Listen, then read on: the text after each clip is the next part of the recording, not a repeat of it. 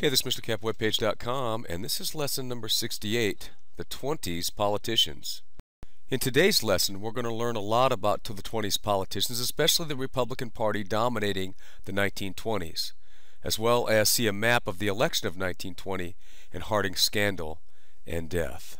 So obviously we're talking about the 1920s, and the Republicans has easily won the White House not only in 1920 but also in 1924 and 1928.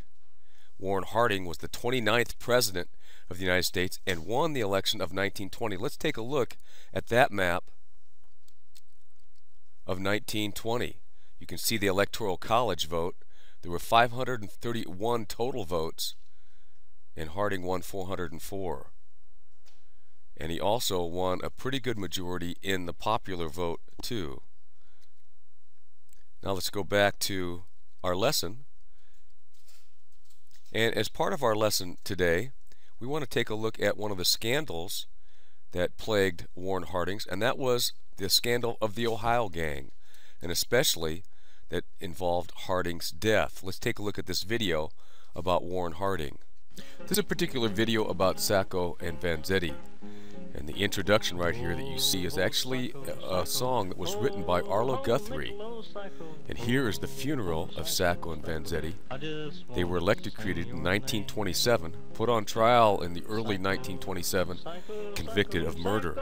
Many people say they were martyrs for their cause, the cause of freedom of speech. That's Sacco and Vanzetti. And the second part right here we want to talk about is Warren Harding's domestic affairs, and especially the Teapot Dome scandal. And as you can see by the picture of the Teapot Dome running over Warren Harding and his gang.